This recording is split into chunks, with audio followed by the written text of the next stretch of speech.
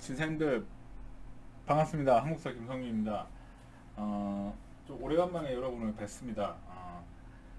명절은 잘 보내셨습니까?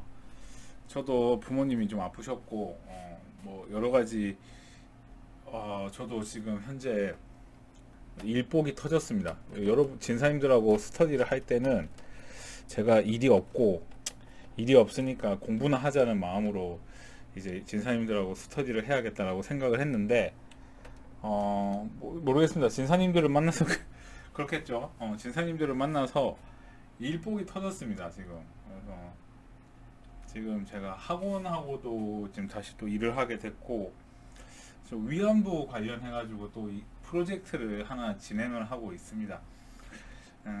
그리고 뭐 도교육청에서도 일을 하게 됐고, 그다음에 또 다른 대학의 특강까지도 지금 맡았고 해가지고 지금 제가 벌려놓은 일만 해도 지금 너무 셀 수가 없을 정도로 많아서 참 이 스터디도 어떻게 해나가야 될지 지금 눈앞이 막막한 실정입니다. 어찌되었든 여러분들하고 약속한 만큼 이 책을 좀 어떻게든 다 하도록 했으니까 어떻게든 다 해야겠죠. 자, 그러면 이번 시간에 뭘 하기로 했냐면, 여러분 책으로 보면은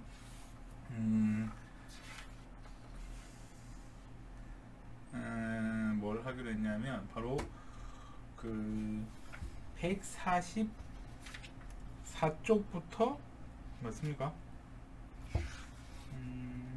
151쪽이죠.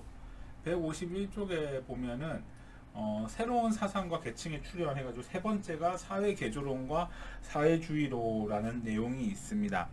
그래서 사회개조론과 사회주의에 대해서 한번 좀 보도록 하겠습니다. 이거는 제가 공부를 좀 해보니까 이 용어를 좀 이해할 필요가 있습니다. 그래서 용어에 대해서 먼저 설명을 하고 수업을 진행해 나가도록 하겠습니다.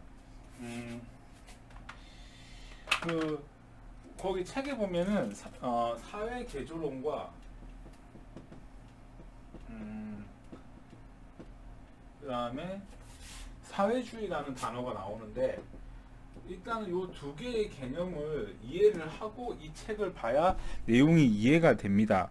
그래서 저도 처음에는 이거에 대해서 좀 이해를 못 하고 있었는데, 사회 개조론이란 건 뭐냐면은 한마디로 얘기하면 이거 약간 침략주의랑 관련이 있는 건데, 사회 개조론이라는 건 뭐냐면 그 인간의 탄생에 대해서 두 가지 측면이 있어요. 인간의 탄생에 대해서. 그래서 인간의 탄생에 대해서 보는 측면이 두 가지가 있는데, 첫 번째가 바로 진화론, 첫 번째가 바로 그 기독교에서 얘기하는 창조론. 하나님이 이 세상을 창조했다는 창조론. 그 다음에 두 번째가 이제 진화론인데, 이 진화론이라는 건 무엇이냐면, 환경이 원래는 인간이 원숭이였고, 그 원숭이가 처음에는 이렇게 네 발로 걸어 다니다가 위에 열매를 따기 위해서 점프를 하다 보니까 허리가 펴지고, 그래서 허리가 펴지다 보니까 결국 인간이 직립보행을 하고, 근데 인간이 이제 원숭이가 직립보행을 했던 이유는 그 환경에 적응을 했기 때문에, 이게 이 단어가 중요한데, 환경에 적응을 했다는 단어가 중요하죠. 이 적응. 환경에 적응을 했다는 표현이 상당히 중요한데, 그래서 인간이 이제 진화를 했다는 얘기예요, 결과적으로. 그죠? 그래서 인간이 진화를 했다는 얘기인데, 그래서 이 환경에 적응을 했다는 얘기죠. 그래서 이 적응을 하면은 이제 인간이 되는 거고, 이제 비적응을 하면은 이제 뭐가 되는 거예요? 원숭이가 된다 이 말이에요, 결과적으로. 그죠? 그렇다면 그죠? 그렇다면 이 적응한 인간을 인간 사회로 이게 이거를 인간에게 적용하면 어떻게 되냐면, 적응한 인간은 이 세계에 이제 적응한 인간이 되는 거고, 적응하지 못한 인간은 적응한 인간한테 정복당한다라는 일종의 그 궁극주의, 그 다음에 또 인간의 그 얼굴의 색 따라 이제 구별하는, 그 다음에 우리가 그거 뭐라고 해요? 뭐 제일 높은 색을 인간의 얼굴에 따라 백인, 흑인, 뭐 황인 이런 식으로 이제 얼굴의 색 따라 인간의 등급을 구별하잖아요. 그러한 것들이 이제 진화론에서 등장을 하는데, 그래서 이 진화론에서 이제 등장을 하면서 이제 다른 침략주의에 대한 이 진화론에서 이제 발생한 게 바로 이제 1차 세계대전이 되는 거예요. 이게 진화론에 입각을 해서 적응한 인간이 적응하지 못한 국가를 침략하는 거에 대해서 이제 합당한 이론이 되는 거예요. 이게 일종의 정복설, 일종의 인간에 대한 정복에 대해서 합당화시킨 이론으로 발전을 한 거죠. 그래서 이거를 사회진화론이라고 하는데, 사회진화론, 그 사회진화론의 영향으로 일어난 게 1차 세계대전이에요. 근데 1차 세계대전을 겪어보니까 사람들이 많이 죽고, 그 다음에 사람들이 피폐해지고 뭐 이런 일이 벌어지니까 사회진화론은 틀렸다, 오히려 이거를 좀 더 고쳐야 된다 해서 등장한 게 사회개조론이에요. 그러니까 한마디로 얘기하면 사회진화론에 대한 반성으로 나타난 게 사회개조론이다, 이렇게 보면 될 것 같습니다. 자, 그러면 1차 세계대전 이후니까 우리나라의 사회개조론이 처음 등장하기 시작한 거는 이제 1920년대부터라고 볼 수 있겠죠. 제가 여러분들한테 준 유인물을 한번 보면서 수업을 진행하도록 하겠습니다.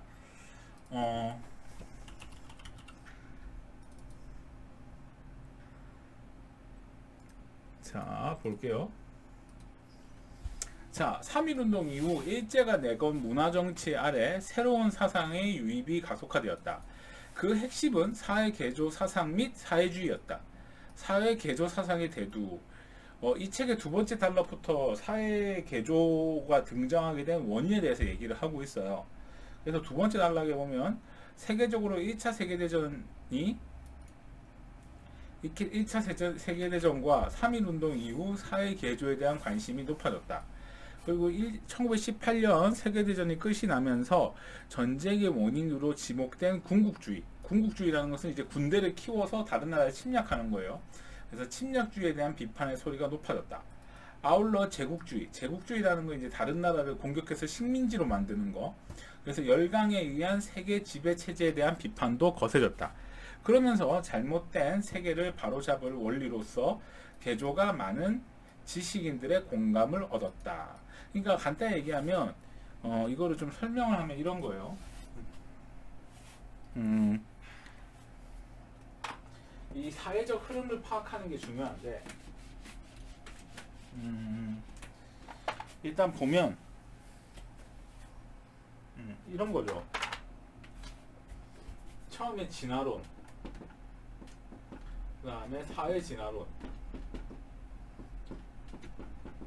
그래서 이 사회진화론을 바탕으로 이제 식민지가, 그러니까 한마디로 사회진화론은 내가 다른 나라를 먹어도 된다는 타당성을 부여하는 거니까 이제 식민지를 막 만들어요. 그러다 식민지가 이제 내가 저 땅 차지하고 싶은데 쟤도 차지하고 있으니까 결과적으로 식민지를 차지하기 위해서 전쟁이 일어나요. 그게 바로 1차 세계대전이에요. 그래서 결국 1차 세계대전이 일어나요. 그죠? 그래서 1차 세계대전이 일어나고, 그래서 1차 세계대전이 일어나면서 이제 1차 세계대전이 끝나고 1차 세계대전에 이제 거품 경제가 이제 미국에서 등장하는데, 그게 바로 세계 경제 공황이죠.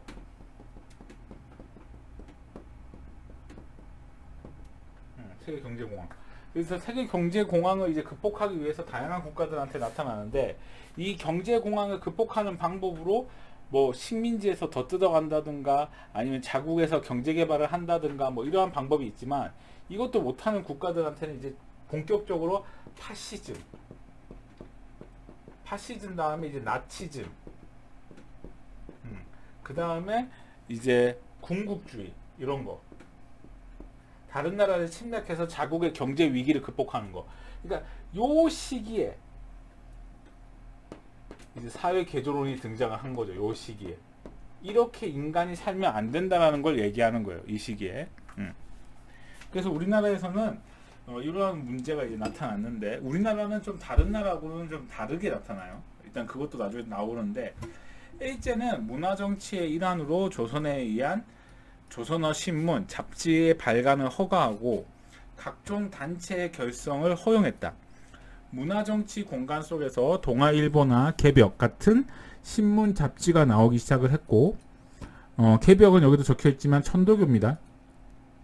일본 등지에서 새로운 근대 사상을 접한 지식층에 의해 전국 각지의 수많은 단체가 출범을 했다.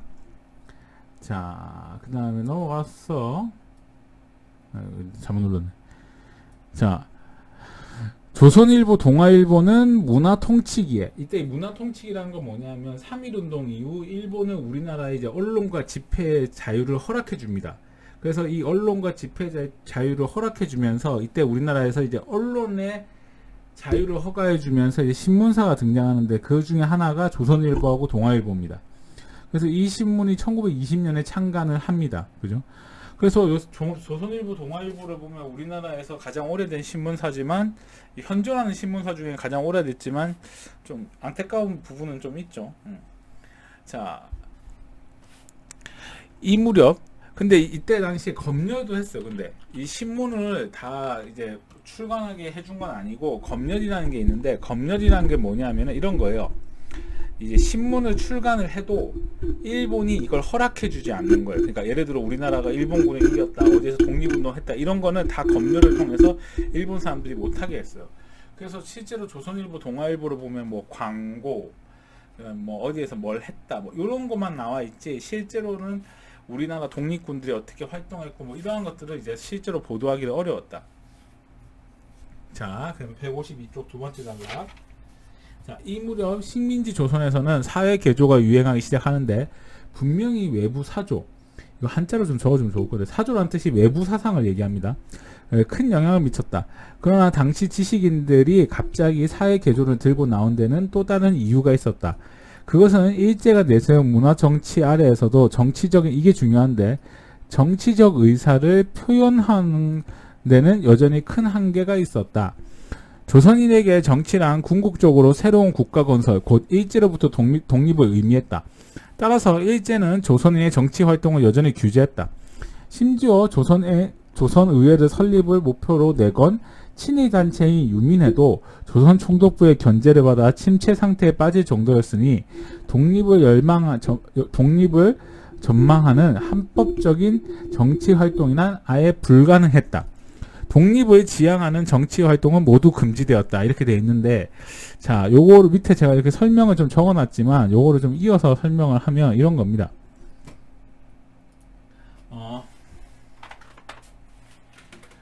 우리나라에는 이제 독립운동의 이제 성격이 좀 나누어지는데, 그러니까 왜 나누어지냐면 이제 우리가 많이 독립했을 때 사회주의 국가가 될 건지 민족주의 국가가 될 건지 이런 거에 대한 이제 갈등이 좀 있었어요. 그래서 이거는 뭐 임시정부에서도 갈등이 있었기 때문에 이제 문제는 이제 이거를 좀 하고 넘어가야 되겠다.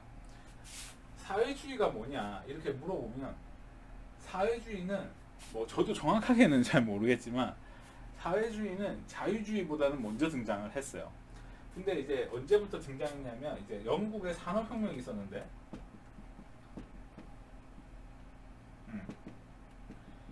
영국의 산업혁명이 있으면서 이제 새로운 계층이 등장을 하는데 영국의 산업혁명과 이제 시민혁명을 거치면서 이제 새로운 계층이 등장하는데 하나가 이제 우리가 흔히 노사 갈등이라 하잖아요. 노사 갈등. 노사 갈등이라 하잖아요. 노가 노동자, 사가 사용자라고 하잖아요.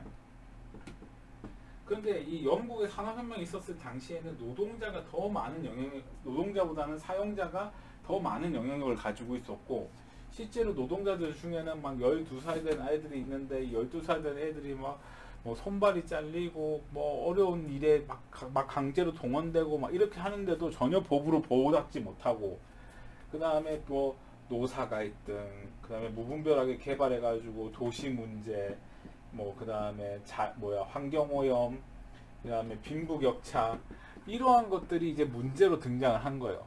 그래서 영국의 산업혁명과 시민혁명을 통해서 이제 본격적으로 자본주의가 등장을 했지만 이 자본주의의 문제가 노사 갈등, 도시 문제, 환경오염, 빈부격차,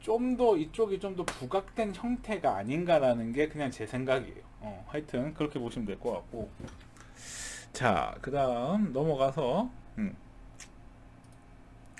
자, 일제강점기의 사회개조론은 조선인의 정치 활동을 의미하는 것이며 이는 실천으로 옮기기 쉽지 않았다. 그 정치 활동은 독립이었기 때문에 일제가 조선인들의 정치 활동을 금지한 것이다. 조선인들은 우회적인 노선을 선택했다. 그러나 경향이 이광수를 주축으로 민족 개조론인 것이다. 그래서 일제강점기 때 조선이 가지지 못한 직업은 유일하게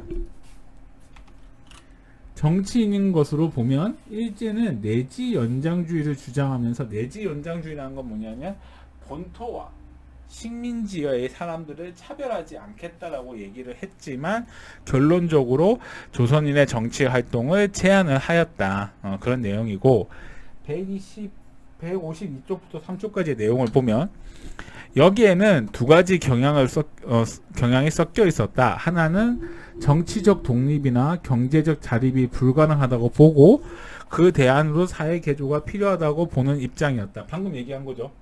그래서 이러한 경향을 민족 개조론을 주장하는 이광수에게서 단적으로 드러난다. 자, 153쪽에 보면 다른 하나는 민족운동의 일환으로 사회 개조를 제기한 흐름이었다. 당시 개벽이 사회 개조론에 가장 앞장섰다. 1922년에 개벽의 창간호를 보면 독일의 혁명, 영국의 노동당 선언을 소개하고 이어 부인 문제, 인종 문제, 노동 문제, 농촌 문제를 관한 기사를 자주 실었다. 심지어 사회주의를 소개하는 글도 소개를 하면서 민중지향적인 성격을 드러냈다. 이거는 제 생각을 얘기하면 아무래도 사회주의가 그 약소 층을 대변하는 느낌이 많이 들잖아요. 그러다 보니까 아마 이러한 문제들을 많이 개벽에서 얘기하지 않았나 라고 생각이 됩니다. 다시 얘기하지만 개벽은 동학 잡지입니다. 자, 두 번째 단락. 사회개조론자들이 사회개조라는 이름 아래 민중 생존권을 거론하고 조선의 본의의 산업정책과 교육기관을 언급한 것과는 이와 무관하지 않았다. 당시 사회개조와 한 쌍을 이루던 문화주의 또는 문화운동의 내세운 인격 수용이나 신문화 건설이라는 말에는 민족적 세책과 덧붙였다. 그 다음에 다른 서구나 일본은 개개인의 사회 개조에 역점을 두었다면 식민지 조선은, 이게 좀 중요한데, 식민지 조선은 민족의 일원에 중점을 두었다. 사회 개조론자 일부는 개조가 정신적 개조뿐만 아니라 물질적 개조까지 아울러져야 된다고 주장을 했다. 그러니까 다른 나라의 사회 개조론은 개개인의 성장 이런 쪽에 중점을 두었다면 우리나라의 조선의 사회 개조론은 민족 중심의 사회 개조론이다. 이런 거를 볼 수가 있겠죠. 하지만 결국 사회 개조론은 실패하게 되는데 왜 사회 개조론이 실패하냐면 이제 여기 제가 적어놨지만 한번 볼게요. 그러나 사회 개조론이 새로운 사상의 주류를 이룬 시기는 극히 짧았다. 원래 개조는 말 속에서는 사회주의와 부류주의, 민족주의 사상이 혼재되어 있었다. 그러니까 이 개조라는 게 꼭 사회주의에서만 쓰는 게 아니고 민족주의도 쓸 수가 있거든요. 그러한 사회에서 1920년대 초반 주도권을 장악한 것은 정치 참여의 기회가 막혀 있으므로 문화라는 비정치 영역에서 계몽을 통해 근대화를 이루려고 한 문화운동이었다. 이게 뭔 말이냐면은 요렇게 보면 이거 좀 앞에서 설명을 해야 될 것 같은데 1920년대에는 우리나라가 주로 이제 사회 개조론이라는 게 있었고 아까도 얘기했다시피 사회 개조론이 있었고 하나는 이제 문화운동이 있었는데 이 문화운동은 주로 무엇이냐면 그냥 간단히 얘기하면 우리 공부합시다 뭐 이런 내용이 주로 이룬다면 사회 개조론은 좀 더 나아가서 공부해서 우리가 정치에 적극적으로 참여하자. 근데 정치에 참여하는 방법은 여기도 얘기했지만 두 가지가 있는데 하나는 독립이요, 하나는 독립하지 말자는 거예요. 그래서 이렇게 두 가지를 이제 사회 개조론에서 얘기를 했는데 결과적으로 이 두 개 중에 열심히 한 거는 이거란 얘기예요. 결과적으로 왜? 일본이 요 두 개를 아예 허락하지 않았기 때문이지. 그럼 내가 하고 싶은 얘기는 뭐냐면 이 두 가지 운동은 결과적으로 일제가 허용한 범위 내에서만 할 수 있는 운동이다 이 말이에요. 일제가 허용한 범위 내에서만.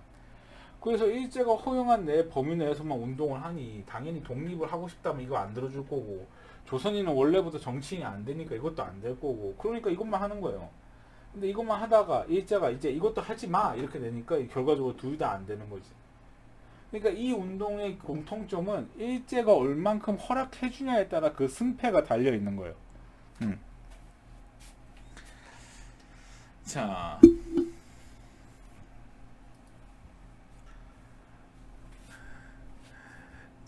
내가 여기 좀 적어놨는데, 사회 개조론의 영향으로 식민지에서는 문맹 퇴치 운동. 문맹 퇴치가 뭐냐면 이제 글을 읽자, 그다음에 청년 운동, 그다음에 소년 운동. 소년 운동은 이제 어린이날 방정환 선생님 같은 운동이 나타났고, 이러한 운동은 1920년대 초반 일제 문화 통치에만 허용된 범위에서 진행할 수밖에 없는 한계를 가지고 있었다. 결국 이러한 불만은 결과적으로 지식인들의 이념적 성향이 강해지면서 모호한 상태가 되고 말았다. 그러니까 이제 아까도 얘기했다시피 이 개조라는 뜻이 사회인지 민족주의인지, 그러니까 본인이 이거에 대해서 정립이 안 돼 있으니까 본인이 뭐라고 말을 못 하는 거죠. 그래서 사회 개조론은 민족 해방의 이념을 수용하게 되면서 이 노선은 교과서에서도 그렇지만 사회주의 운동의 방향으로 넘어가게 되었다. 그러니까 사회 개조론은 결과적으로 이제 사회주의 방향으로 넘어가고, 이 사회주의 운동은 이제 나중에 독립운동 쪽으로 넘어가게 되죠. 그리고 154쪽부터 156쪽까지를 보면 러시아 혁명의 영향을 받은 우리 지식인들의 모습을 짧게 서술하고 있습니다. 그래서 러시아 혁명을 보면 우리 민족이 얼마나 그 러시아 혁명에 대해서 설레었는지 또는 감동을 받았는지에 대해서 우리가 알 수가 있습니다. 근데 중요한 건 이건 우리나라에서만 나타난 현상은 아니고 일본도 마찬가지고 중국도 마찬가지고, 그렇기 때문에 이 소련을 동경한 국가들이 상당히 많았죠. 근데 뭐 아시다시피 결과적으로는 뭐 사회주의는 붕괴된 거니까. 자, 154쪽 볼게요. 154쪽에 보면은 첫 번째 단락에 보면 1차 세계대전 중 러시아 혁명이 일어났다. 러시아 혁명이, 이거 제가 적은 것 같아요. 이거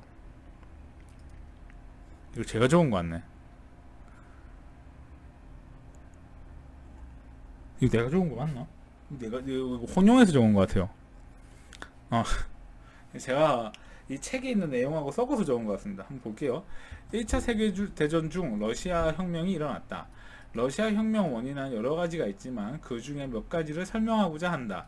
첫째, 러시아는 유럽 중에서 가장 사회제도 분야에서 발전이 늦었다. 그 대표적인 예가 농노제라고 해야겠다. 농노제이다. 서유럽에는 몇백 년 전에 끝난 중세 농노 제도를 아직도 러시아는 계속해서 이어졌다.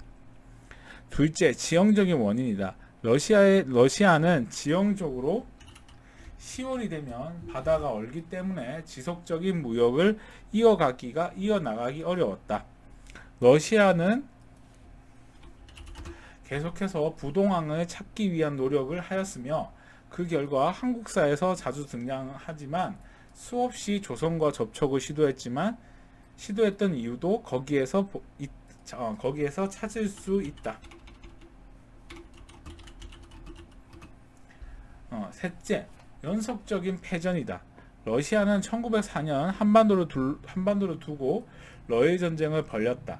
그 내면을 살펴보면 러시아가 군대만 피해를 보았을 뿐 자국적으로 피해를 보지 않았다. 그리고 실제로 그 러시아하고 일본하고 맺은 조약이 그 포츠모스 조약이라고 있는데, 이 포츠모스 조약을 보면은 배상금, 물론 영토도 잃긴 잃었다. 그 사할린을 잃었는데 사할린을 상실하긴 했는데, 근데 실제로 이 사할린을 상실한 게 러시아한테는 큰 타격이라고 볼 수 없거든요. 그래서 배상금하고 영토를 상실하지는 않았다. 하지만 러시아 내부적으로 왕실과 지도부에 대한 불만은 이미 최고조였다. 그래서 이러한 상황에서 연합군 편에 연합군 편에서 1차 세계대전을 참전한 것이다. 독일의 동부 전선을 공격했지만 연전 연패하면서 실제적으로 전쟁을 수행할 능력이 되지 않았던 것이다. 1917년 3월 페트그라운드 시위 2월 혁명이죠. 시작과 볼셰비키 혁명으로 레닌이 지구상 최초로 노동자 중심의 사회주의를 내세운 것이다. 이게 이제 공산주의가 되는 거죠. 이제 사회주의는 경제고 공산주의가 국가라 했습니다. 전 세계적으로 사회주의 국가의 등장은 엄청난 영향을 주었다. 자본주의 국가의 상징이었던 미국, 영국, 프랑스, 일본도 자본주의 국가입니다. 이거 은근히 모르는 학생들이 많은데 등은 노동자와 사회주의가 극단적으로 전개되는 과정을 경계해야 했으며 약소국 및 식민지에 있던 국민들은 새로운 국가 설립의 방향성을 제시한 것이라고 볼 수 있다. 그래서 식민지 조선의 지식인들도 볼셰비키 혁명의 영향을 받은 흔적을 찾아볼 수 있는 3.1운동에 영향을 주었다. 그래서 그러니까 이 얘기는 뭐냐면 3.1운동에 러시아 혁명을 영향을 주었다는 게 아니고 여기 나오는 여러 단체들이 있어요. 이 단체들이 러시아 혁명에 영향을 받았고 이 단체들이 독립선언서를 만들고 그 독립선언서가 3.1운동에 영향을 주었다. 그런 내용입니다. 그래서 그 3.1운동이 이제 약소 민족이 평화 시위를 한 거잖아요. 그러한 약소 시위에 대한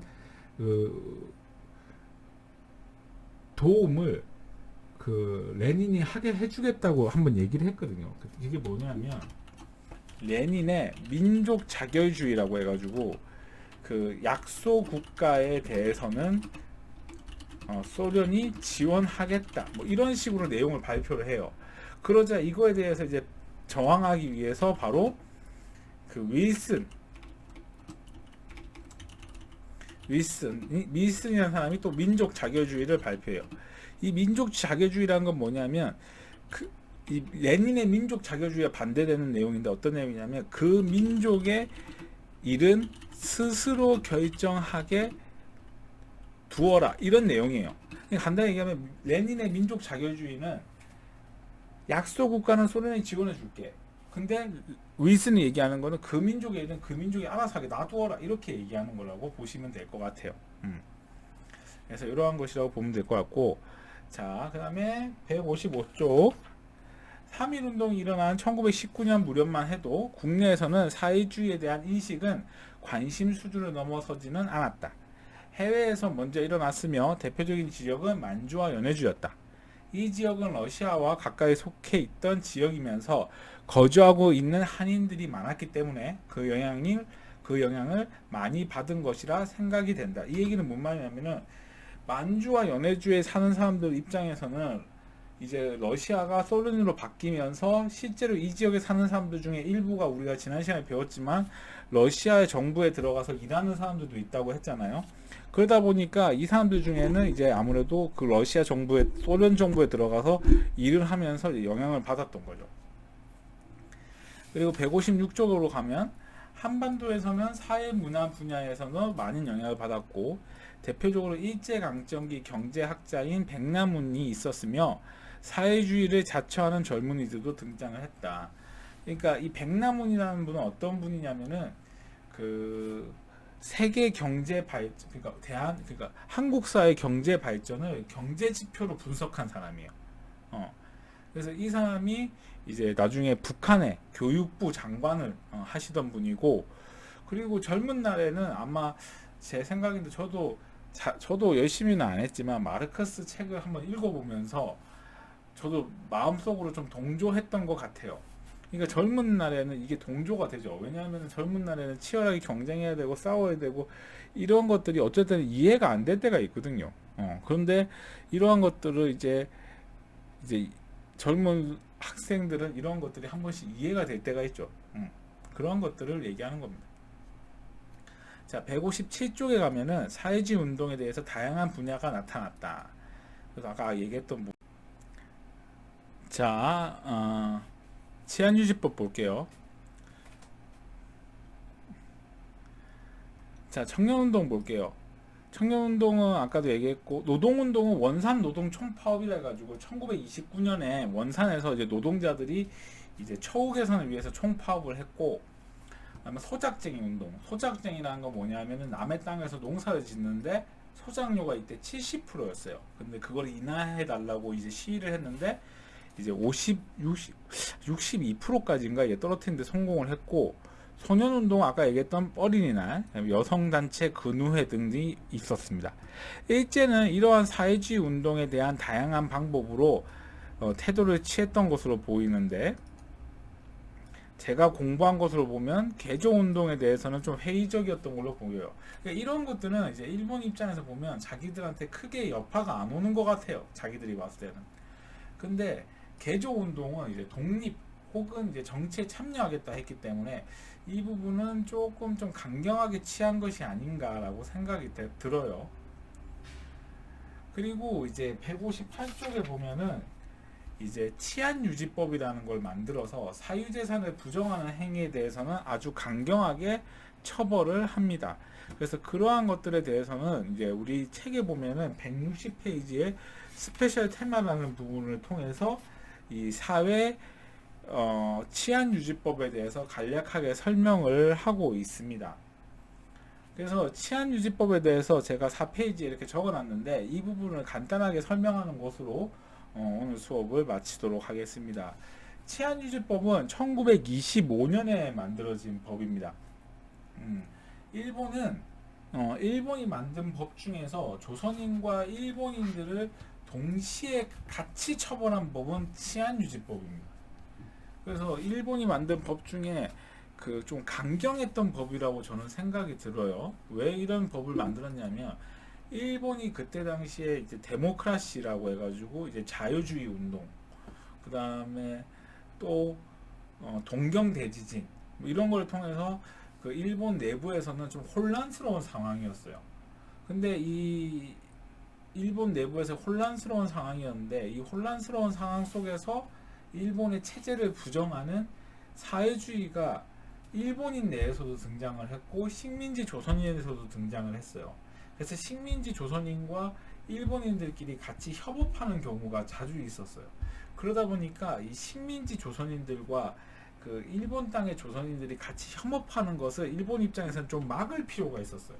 그러다 보니까 이거에 대해서 이제 치안유지법을 만든 게 이제 1925년이에요.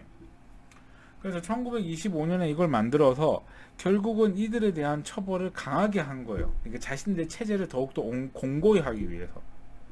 그래서 이 치안유지법은 1920년대 일본의 체제를 이제 더욱더 공고히 하기 위한 그러한 내용이라고 보시면 될 것 같고, 이 책에 보니까 박헌영에 대해서 이렇게 나와 있는데, 박헌영이라는 사람 누구냐면은 이제 한반도 남부 지역에서 조선공산당을 설립해서 활동했던 사회주의자였어요.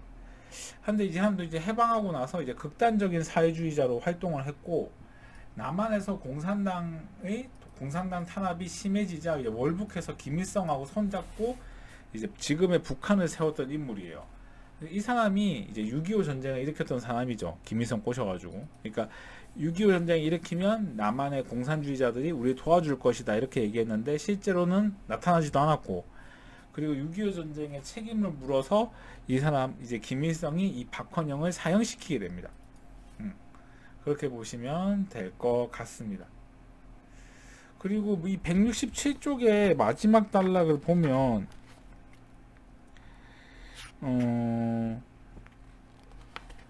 뭐 이런 말이 나오더라고요. 일제강점기의 사회주의자 가운데는 민족이나 계급에 대한 고민만 접었다면 남들보다 편안하게 살 수 있었던 엘리트가 많았다. 그렇죠. 이 사회주의자들 가운데는 이제 유학 가는 사람들이 많았는데 이 사람들 같은 경우는 솔직히 뭐 그냥 가만히 있었어도 먹고 살 수 있는 사람들이 상당히 많았어요. 그리고 일본으로 간 사회주의자 중에 부자는 아니었지만 이 사회주의자 가운데 이제 여러분이 아는 대표적으로 박열이라는 사람도 이 대표적인 사회주의자라고 볼 수가 있겠습니다. 자, 이번 시간에는 사회개조론과 사회주의 운동에 대해서 봤습니다. 그래서 사회개조론은 이제 1920년대에 민족주의하고 사회주의에서 두 분야에서 나타났고, 그리고 이 사회개조론 중에서는 적극적인 정치 참여를 주장하는 입장이 많았다. 이렇게 보면 될 것 같고, 사회주의 같은 경우는 소련 혁명의 영향을 받아서 이제 조선하고 일본 땅에서 나타난 현상이다. 이렇게 보시면 될 것 같습니다. 자, 이번 시간에는 여기까지 하도록 하겠습니다. 저희가 또 따로 공지를 또 여러분들한테 보내도록 하겠습니다. 감사합니다.